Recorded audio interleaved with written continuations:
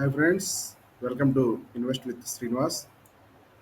So ఈరోజు ఒక sector పరంగా మాట్లాడుకుందాం.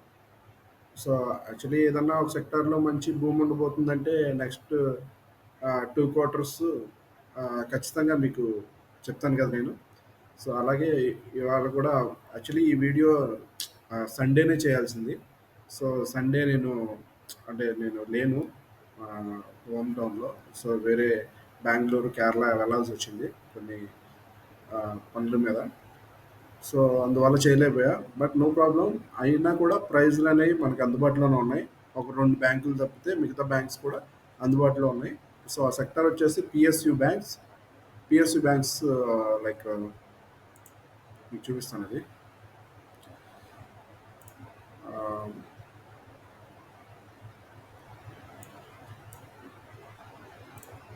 SBI, PNB, Punjab National bank, bank of Baroda, Canara bank, bank of India, union bank. So actually నా పిక్స్ అన్నీ కూడా కింద నుంచి ఉంటాయి. చివరి పిక్ ఎస్బీఐ జనరల్గా. అది ఎందుకు కూడా మీకు తర్వాత చెప్తాను. సో ఒకసారి వీటి గురించి తెలుసుకుందాం. సో ముందుగా మనం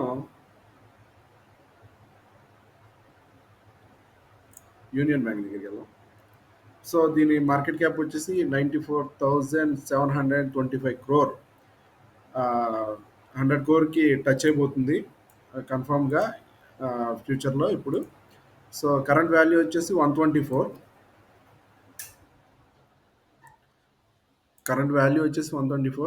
బుక్ వాల్యూ వచ్చేసి 128. పీ చూసారుగా 6.69. దట్స్ గుడ్ కదా. ఓకే, ఇది లోయెస్ట్ పీలో ఉంది present. Running lowest PE. Performance కూడా చాలా బాగుంది బ్యాంక్ది. చూస్తే నెట్ ప్రాఫిట్ చూస్తే మీరు చూసారు కదా, highest ever net profit post చేసింది బ్యాంకు. ఎన్పిఏ, గ్రాస్ ఎన్పిఏ ఇట్లో లేవు, నేను మీకు తర్వాత చెప్తాను. రెవెన్యూస్ బాగున్నాయి. Highest ever revenues, highest ever net profits. So then CWIP కూడా 36 crores ఉంది. ఫ్యూచర్లో వర్క్ జరుగుతుంది మంచిగా డెవలప్ అవడానికి బ్యాంక్ కూడా.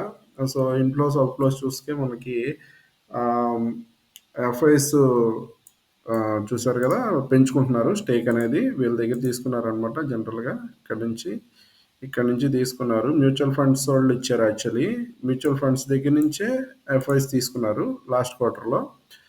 సో బ్యాంక్ అయితే ఫర్దర్గా నాకైతే బుల్లిష్ మూమెంట్ కనిపిస్తుంది దీంట్లో. నెక్స్ట్ వచ్చేసి బ్యాంక్ ఆఫ్ బరోడా. ఇది కూడా సేమ్ అంతే. Book value 231.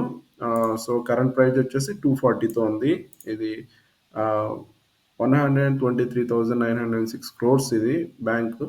So 6.51 stock పీఈతో run అవుతుంది. సో ఇది కూడా అంతే, మంచి లోయెస్ట్ పీఈలో రన్ అవుతుంది. దట్టు మంచి ప్రాఫిట్స్ కూడా పోస్ట్ చేస్తుంది. సో లాస్ట్ ఈ క్వార్టర్తో పోలిస్తే బాగానే ఉంది. సో ప్రైస్ కూడా అందుబాటులోనే ఉంది కదా, 240 అనేది బుక్ వాల్యూతో ఉంది. సో ఇవన్నీ అండర్ వాల్యూడ్ అనమాట. కొన్ని 6 months బ్యాక్ ఇవన్నీ మంచిగా పెరిగినాయి. సో నెట్ ప్రాఫిట్ కూడా highest ever net profit. So next వచ్చేసి స్టేట్ బ్యాంకు. దీని గురించి చెప్పవసరం లేదు, మనకి అందరికీ తెలిసిందే.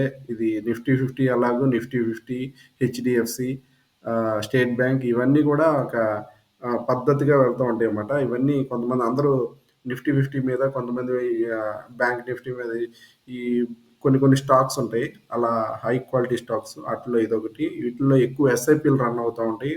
ఎక్కువ మనీ ఉన్నప్పుడల్లా వీటిలో ఫ్లో చేస్తూ ఉంటారు ఇలాంటి పెద్ద పెద్ద బ్యాంకుల్లో. జనరల్గా దీని గురించి మీకు తర్వాత చెప్తాను. సో నెక్స్ట్ వచ్చేసి Punjab National bank.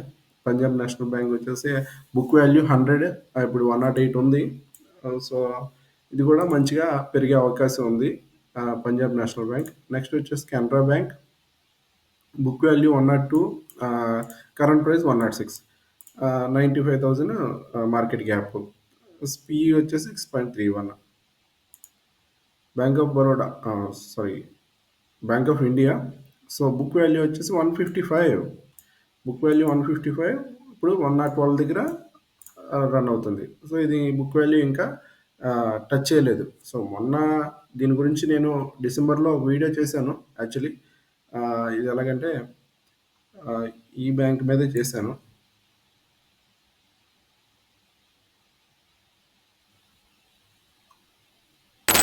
So you have tried every short-term method to make money in the market. You have done options. You have done. చేశాను. సో అప్పుడు ఇది 118 దగ్గర ఉన్నట్టుంది యాక్చువల్లీ. 111 దగ్గర ఉంది. సేమ్ ఇదే ప్లేస్‌లో ఉంది. ఎప్పుడు చేశానంటే డిసెంబర్ 23 చేశాను actually. December 23 bank of India.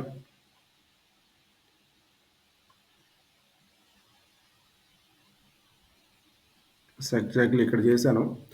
So ఇక్కడ చేశాను. ఇది ఎస్ ఇక్కడే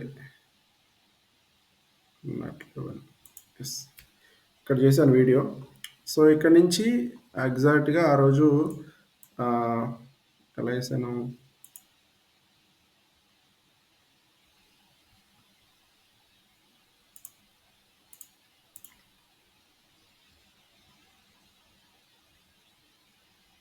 అక్కడ నుంచి 36% వేసాను ఎగ్జాక్ట్గా.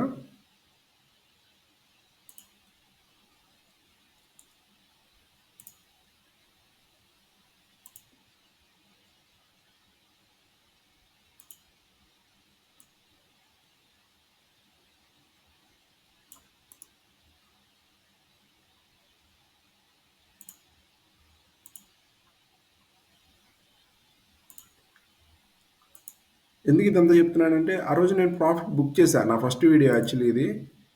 సో ఆ రోజు నేను ప్రాఫిట్ బుక్ చేశాను దీని మీద, అందుకోసమే చెప్తున్నాను. సో ఎగ్జాక్ట్గా 141 మన టార్గెట్, అప్పుడు 35%. ఎగ్జాక్ట్గా ఇక్కడి నుంచే పెరిగింది డిసెంబర్ అది. ఎగ్జాక్ట్ ఇక్కడి నుంచే పెరిగింది. ఇక్కడ ప్రాఫిట్ బుకింగ్ అనేది వచ్చింది. మళ్ళీ చెప్పాను మన వాళ్ళకి వస్తే ఇది టచ్ చేసి ఖచ్చితంగా వెళ్తుందని. సో ఎగ్జాక్ట్గా ఆ రోజు మీరు వీడియో చూస్తే తెలిసిపోద్ది. ఖచ్చితంగా ఇది ఈ ఏరియాలో టచ్ చేసి వెళ్తుందని చెప్పాను. ఇక్కడ టచ్ చేసింది, మళ్ళీ రీటెస్ట్ చేసింది.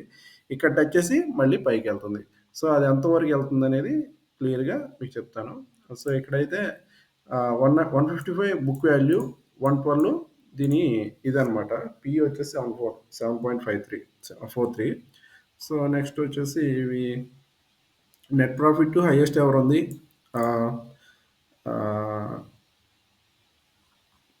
ఎన్పిఏ లేదు. ఓకే, సిడబ్ల్యూఐపి 150 ఉంది, work in process. So next FIS DS inflow చూస్తే పబ్లిక్ బాగా పెంచుకున్నారు దీంట్లో. మేబీ పబ్లిక్ ఎక్కువ ఇంట్రెస్ట్ చూపిస్తున్నారు దీని మీద. సో నెక్స్ట్ క్వార్టర్లో క్వార్టర్ బాగుంటే ఖచ్చితంగా వీళ్ళ దగ్గర నుంచి వీళ్ళిద్దరు ఖచ్చితంగా తీసుకోవాల్సిందే, వేరే ఆప్షన్ లేదు ఇన్ఫ్లోస్. So okay fine. ఇప్పుడు మనకున్న బ్యాంక్స్ అన్నిటిలో నాకు మంచిగా టెక్నికల్గా అండ్ ఫండమెంటల్గా ఇవి నచ్చినాయి నాకు, ఈ 5-6 బ్యాంక్స్ అనేవి. వీటిలో మాత్రం కొన్నికి స్ట్రాటజీ వర్కౌట్ అవుతుంది. ఆ స్ట్రాటజీ ఏంటో కూడా మీకు చెప్తాను క్లియర్గా. సో ఫస్ట్ యూనియన్ బ్యాంక్ నుంచి వద్దాం. సో ఎగ్జాక్ట్గా మనం ఎప్పుడైనా సరే ఒక స్ట్రాటజీని నమ్మామంటే ఆ స్ట్రాటజీ ఆ స్టాక్కి ఆ స్ట్రాటజీ ఎక్కడ సెట్ అవుద్ది అనేది మనం చూసుకోవాలి జనరల్గా. సో దీనికైతే స్వింగ్ ట్రేడ్ స్ట్రాటజీ ఒకటి సెట్ చేశాను. సో ఓకే, ఇది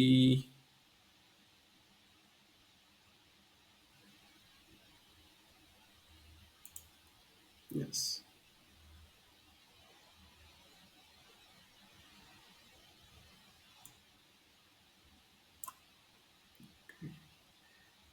జనరల్గా ఒక్కొక్క స్టాక్కి ఒక స్ట్రాటజీ ఉంటుంది కదా, అట్లాగే ఈ స్టాక్కి ఇది అనమాట. సో ఇది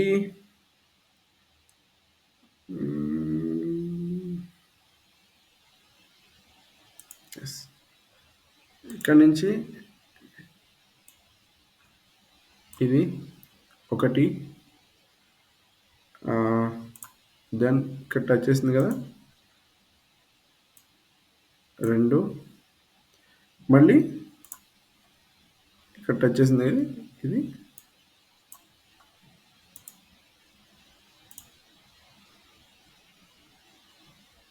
సారీ సిస్టమ్స్లో ఉంది, ఇది 3 అనమాట.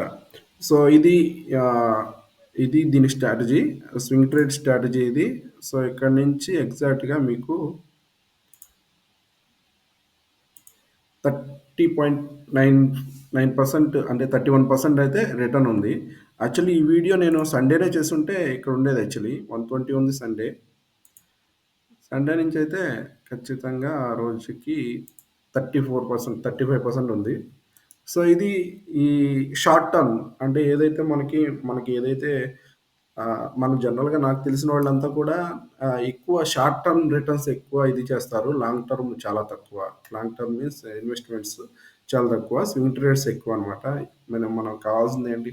మనకి మార్కెట్‌లో నుంచి మార్కెట్‌ని మల్టిప్లై చేయాలి. మన మనీని మల్టిప్లై చేయాలి. ఇప్పుడు ఫర్ సపోజ్ మన దగ్గర 1,00,000 ఉందంటే దాన్ని తొందరగా మల్టిప్లై చేయగలగాలి. అదే మన మోటివ్ జనరల్‌గా middle class motive. Long term అనేది ఏంటంటే అది వేరు. ఎస్ఐపీస్ సంథింగ్ అది వేరు. సో ఇది మాత్రం స్టాక్స్ చేస్తున్నారంటే మాత్రం వాళ్ళ మనీని మల్టిప్లై చేయడానికే ట్రై చేస్తారు. ఎవ్రీ 3 ఇయర్స్ ఎవ్రీ 3 ఇయర్స్‌కి మన 1,00,000 అనేది డబుల్ అవ్వాలి. అది మన కాన్సెప్ట్. యావరేజ్‌గా 35% అనేది సిఆర్‌జిఐ అనేది మనకుండాలి. మన అమౌంట్ ఏదైతే ఉందో 1,00,000కి 35,000 అనేది ఖచ్చితంగా ఇయర్లీ సంపాదించాలి. అది నా మోటివ్. ఏదైతే నేను పెట్టుకున్న సిద్ధాంతంలో, నా స్ట్రాటజీలో ఏదైతే నా దగ్గర 1,00,000 ఉందంటే ఖచ్చితంగా 1,35,000 అనేది ఇయర్లీ ఇన్‌కమ్ అనేది రావాలి. సో దానికి తగిన స్ట్రాటజీస్ ఏవైతే ఉంటాయో ఆ స్ట్రాటజీ నేను అప్లై చేస్తాను. అవే స్టాక్స్‌ని కూడా నేను అండర్ వాల్యూ స్టాక్స్‌నే నేను కొంటాననమాట. అలాగే దీనికి 30% ఇది యావరేజ్‌గా నేనైతే ఇక్కడ కొన్నాను. సో ఇది 35% రాంగానే నేను క్లోజ్ చేస్తా. బట్ కొంతమంది ఉంటారు లాంగ్ టర్మ్ హోల్డ్ చేస్తూ ఉంటారు. చాలామంది ఉన్నారు నా ఫ్రెండ్స్‌లో కూడా. సో వాళ్ళకైతే మాత్రం మంచి టార్గెట్స్ ఉన్నాయి దీని ద్వారా. ఎందుకంటే ఇది ఫ్యూచర్‌లో గ్రో అయ్యే కంపెనీ కాబట్టి ఐ మీన్ బ్యాంక్స్ కాబట్టి సో వాళ్ళకి ఈ థియరీ బాగా వర్కౌట్ అవుద్ది. సో అదొచ్చేసి 301 యాక్చువల్లీ ఎక్కడో డిఫరెన్స్ వచ్చింది. యెస్.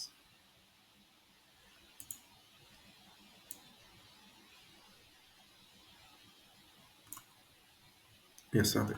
301 వాళ్ళ టార్గెట్. సో ఇక్కడి నుంచి ఎగ్జాక్ట్‌గా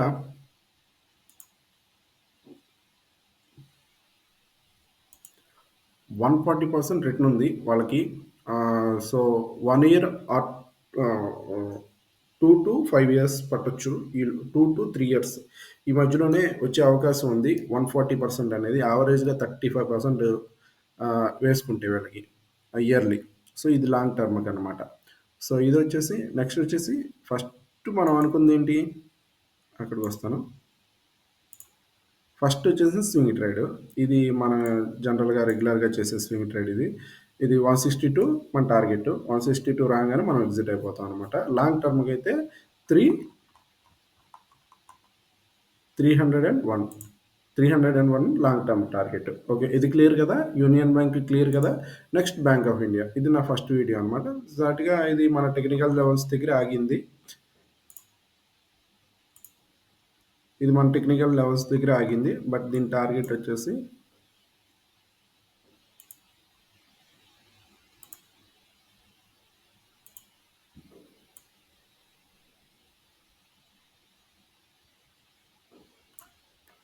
193.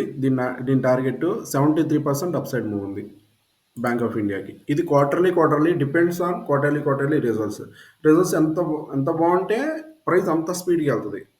సో రిజల్ట్స్ బ్యాడ్‌గా ఉన్నాయంటే మాత్రం డిప్స్ వస్తూ ఉంటాయి. ఇప్పుడు వచ్చినట్టే మొన్న కొద్దిగా డిసప్పాయింట్ చేసింది కాబట్టి డిప్స్ వస్తూ ఉంటాయి. ఆ డిప్స్ వచ్చినప్పుడల్లా ఇలా డౌన్ అవుతూ ఉంటాయి. ఎక్కడైతే లెవెల్స్ ఉంటాయో మనం ఎగ్జాక్ట్‌గా ఎక్కడైతే లెవెల్ వేసామో ఆ లెవెల్స్ దగ్గరికి వచ్చినప్పుడు మళ్ళీ బయింగ్ ఆపర్చునిటీ వస్తది. సో బయింగ్ ఆపర్చునిటీ వచ్చినప్పుడు మనం బై చేసుకోవాలి. బై చేసుకుంటే ఒకవేళ కిందకు వచ్చినా జనరల్‌గా మళ్ళీ వెళ్ళేది పైకే. స్టాక్ మార్కెట్ కదా! పైకే. సో ఇది ఆల్మోస్ట్ అన్నీ కూడా మీకు పైనుంచి 20-30% పడినాయి.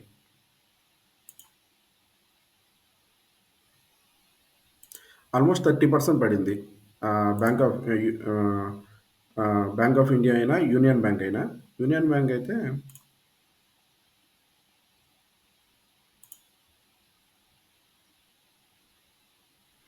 32% పడింది. కెనరా బ్యాంక్ అయితే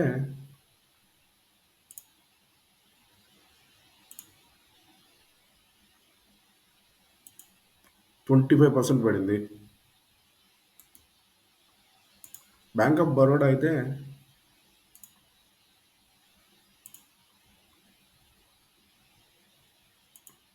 22% పడింది. పంజాబ్ నేషనల్ బ్యాంక్ అయితే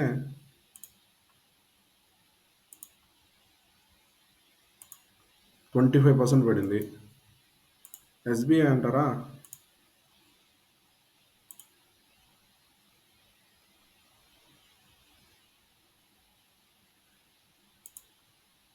16% పడింది. సో ఇవన్నీ డిప్స్ వచ్చినాయి అనమాట. మంచి బ్యాంక్స్ డిప్స్ వచ్చినాయి. సో ఇలాంటి బ్యాంక్స్లో డిప్స్ వచ్చినప్పుడే యాడ్ చేసుకోవాలి. ఎందుకంటే మీరు 6 మంత్స్ బ్యాక్ చూస్తే ఇన్ఫోరియా మామూలుగా లేదు. మీరు మంత్లీ చార్ట్ చూస్తే ఆ,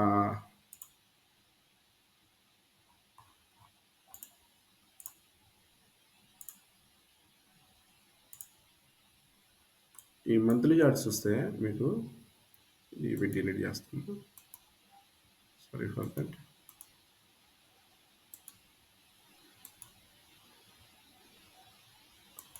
చూసారా లాస్ట్ కొన్ని మంత్స్గా 1 2 సారీ ఇక్కడ నుంచి లెక్కేద్దాం. 1 2 అంటే జూలై 22 నుంచి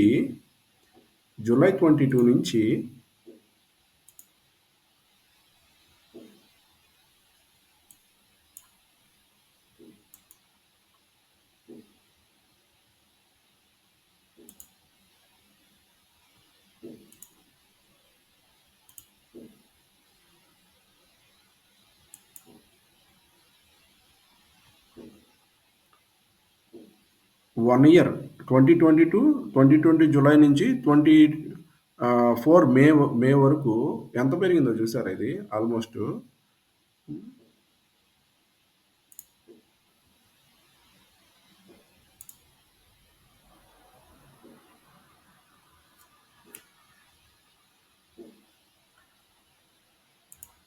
375% పెరిగిందనమాట ఒక్కొక్క బ్యాంకు. ఆల్మోస్ట్ అన్నీ అలాగే పెరిగినాయి మీరు అబ్జర్వ్ చేస్తే.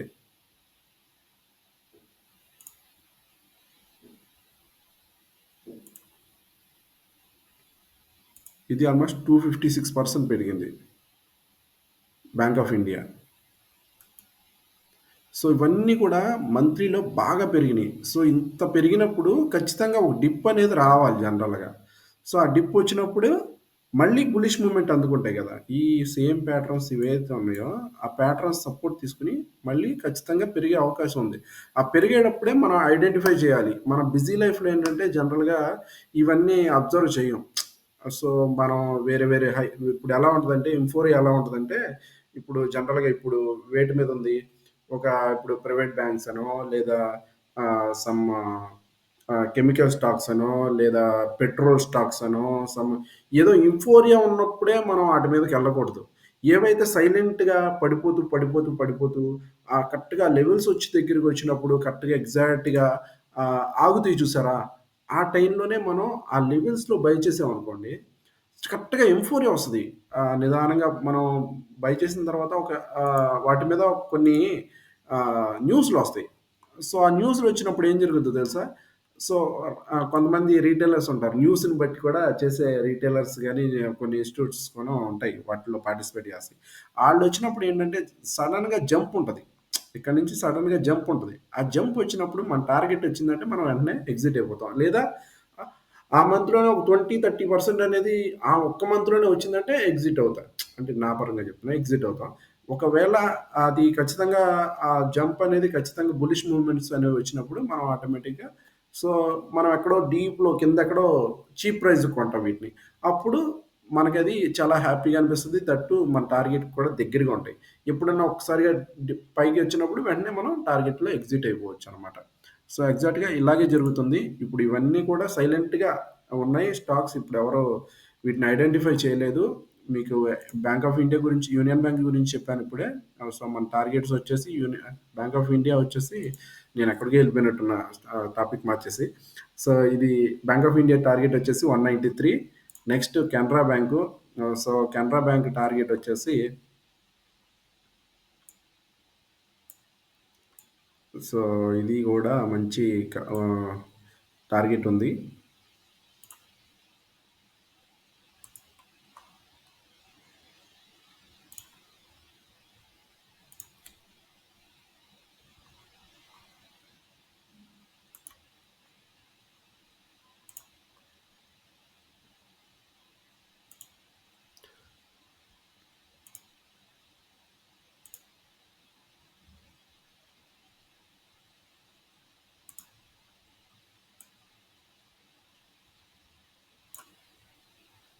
సో దీని టార్గెట్ వచ్చేసి 191, 85% అప్ ఉంది.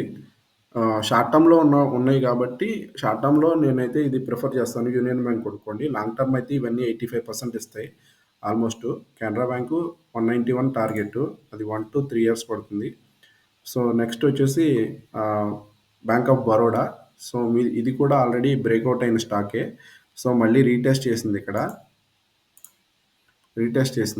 సో ఇక్కడ రీటెస్ట్ చేసింది కాబట్టి ఖచ్చితంగా ఇక్కడ నుంచి అప్ మూవ్ ఉండబోతుంది. దీని అప్ మూవ్ వచ్చేసి దీని టార్గెట్ 419. ఇది లాంగ్ టర్మ్ టార్గెట్ అనమాట. 1-3 ఇయర్స్ పడుతుంది. మీరు అమ్ముకోవాలనుకుంటే లైఫ్ టైమ్ హై దగ్గర అమ్మేసేయచ్చు, ఏ స్టాక్ అయినా సరే వీటిల్లో. సో నెక్స్ట్ వచ్చేసి పంజాబ్ నేషనల్ బ్యాంక్. ఇది కూడా రీటెస్ట్ చేసింది. సో ఆల్రెడీ ఇది బ్రేక్అవుట్ స్టాకు. మనం ఇది ఇప్పుడు 64లో కొన్నాం మనం దీన్ని. జనరల్గా ఇక్కడ ఇది బ్రేక్అవుట్ అవ్వగానే ఇక్కడ కొన్నాం మనం. 64లో కొన్నాం. చాలామంది మనోళ్ళు కొన్నారు. ఇక్కడ టార్గెట్లో అయిపోయింది. ఇక్కడ టార్గెట్ బుక్ చేసేసుకున్నాం. సో మళ్ళీ ఒక డిప్ వస్తుందని చెప్పాను. జనరల్గా అదే ఈ డిప్. ఈ డిప్లో మళ్ళీ కొనుక్కుంటాం. మళ్ళీ మన టార్గెట్ వచ్చేసి